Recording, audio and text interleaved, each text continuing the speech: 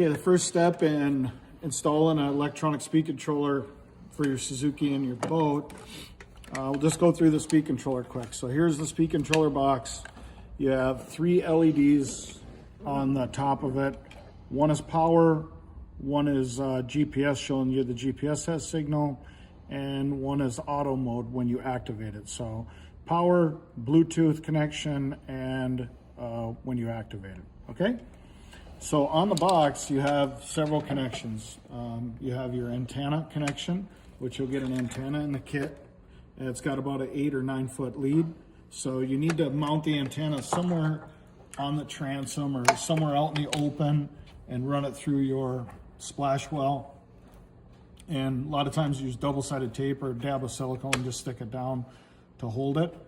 Or I've had them zip tied to our rigging tubes. I've put them on the back of the transom. They're waterproof. So pretty much put them anywhere. It's got to have a clear sight of the sky. Do not mount it next to anything shiny metal or magnetic like a speaker. So it has to, the better you can see the sky, the more satellites you get and the better signal you receive for the computer. Okay, so that can be mounted. Then you run your wire through the rigging tube and that will connect to your Bluetooth box. So in your kit, you will also receive some shrink tube, a couple pieces of this. Once you connect it here and everything's hunky-dory, it's waterproof already, but slide this over your connections and shrink it down with a lighter or something carefully. Don't melt it, but shrink it down so it holds those connectors together during vibration. Okay, so that's part of the antenna. Okay, the next step, you have power and ground that goes to the box. So the ground goes to the starting battery ground. The positive should go to like a shutoff switch, if you have a main shutoff switch, or go through some sort of toggle switch.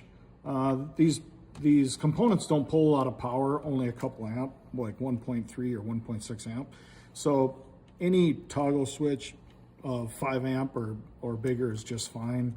So if you don't have a shutoff switch, I would highly recommend in these new boats, you should have a shutoff switch, or even if you have an old boat, you should put a shutoff switch in it. So powered wire, and then of course ground to the battery. And this is your servo wires, okay? So yellow is signal, red is power, and blue, and sometimes the blue wire is black, that's ground, okay? That will match up with your 12-foot harness that we ship in your kit. So the colors should match up. Yellow to yellow, red to red, that's all you really gotta remember. Okay, on to the next step. We forgot to mention in the last part of the video, you definitely want to mount it so inside the boat somewhere so you can see the LED lights. That's if you troubleshoot something or your phone isn't working or something crazy, you can see the lights and see what the heck is going on. Okay, in this video, you received a 12-foot harness for the servo in your kit.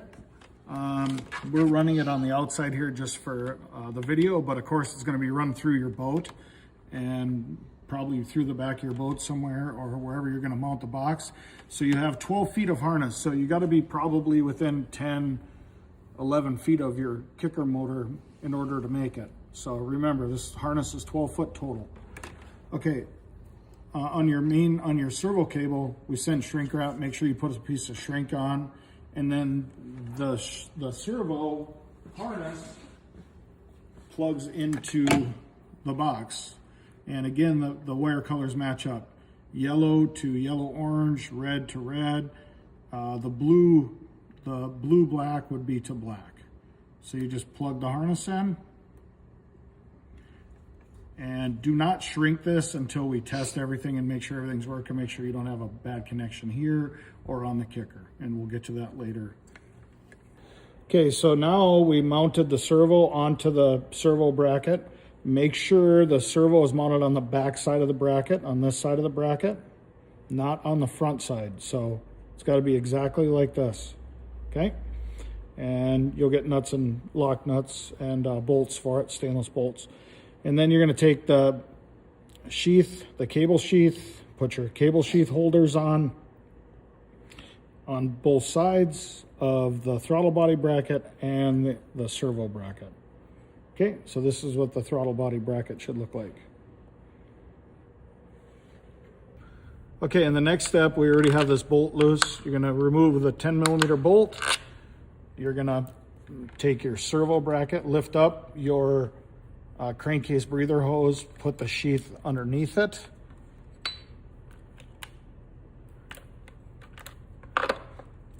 And bolt your servo bracket down to the cowling.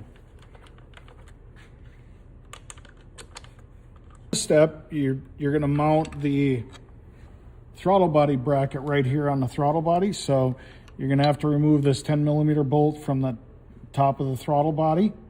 You're going to put the bolt through, and then you receive two number 10 washers, stainless washers that have to go on the backside.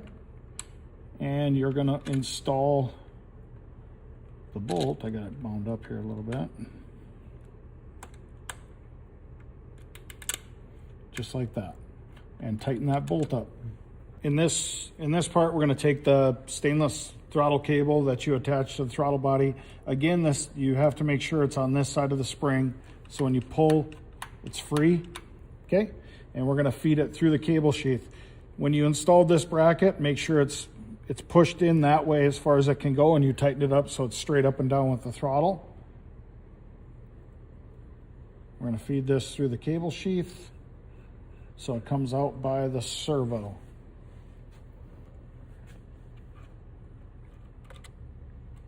Okay, once that's out, move on to the next step.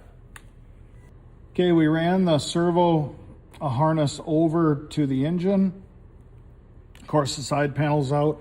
And we didn't discuss that earlier, but there's 7 bolts in the side panel.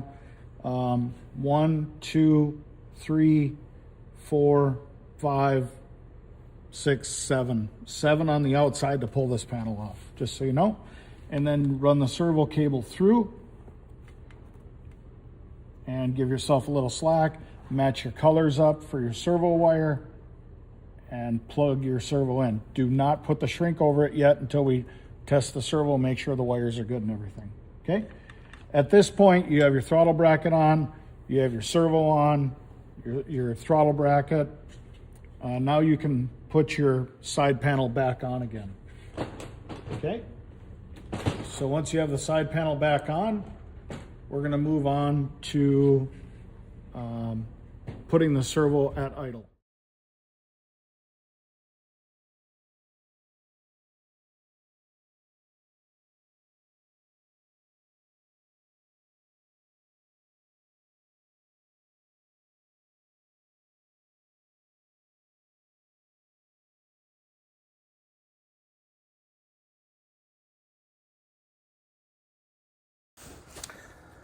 Setting your device servo at idle. So log into the app. The easiest way to do it is over here on the right it says run and idle. Just go to the center of the page on your manual and just type in a value. Any value is fine from 0 to 250. Hit set, then run. You should hear your servo move. Once you hear the servo move, just go to idle. Now the system should be at idle. Okay, the next thing you're going to do is grab your servo arm that was included in the kit, the little cable retainer. So if you get it and it looks like this, you need to remove the screw out of the cable retainer. The Suzuki kit does not use that screw. So when you install it on the servo, it should look exactly like this. This is an important step with it. Okay, the next thing you'll do, get my servo wire out of the way here. Take your throttle cable, run it through the hole in the servo holder. It's kind of a bugger.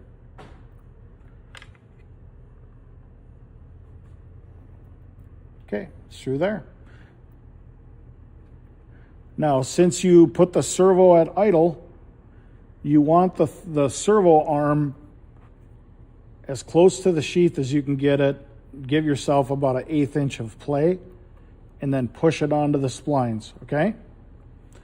The next thing we'll do is we'll take your screw for your servo arm, and we're gonna put it in the servo, carefully.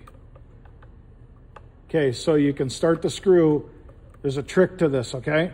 Now that you set the servo at idle, you don't want this to move. So hang on to it tight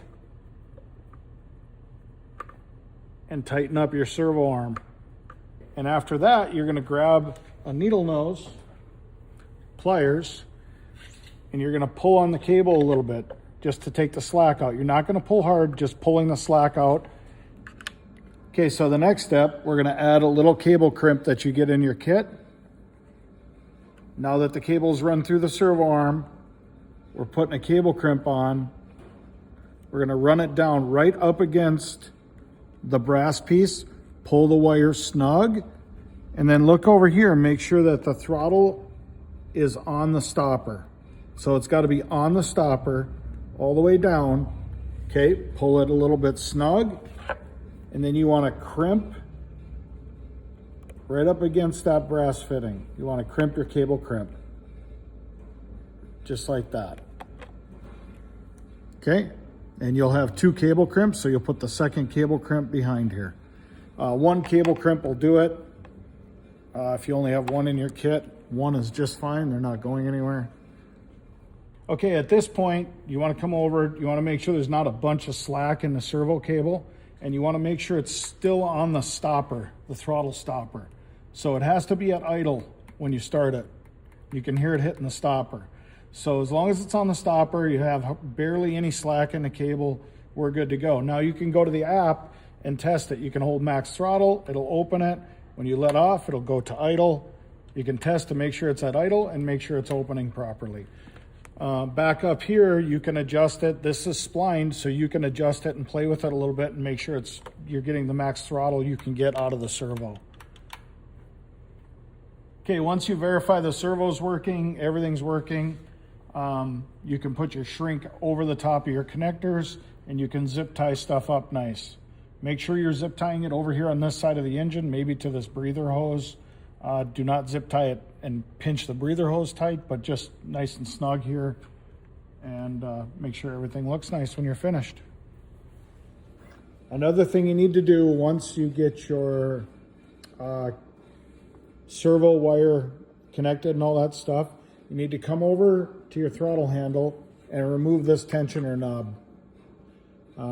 It's a safety item, so when you run your Fantom Industries app, it's going to move this throttle handle. So it allows you to move the throttle handle at the same time as operating the servo.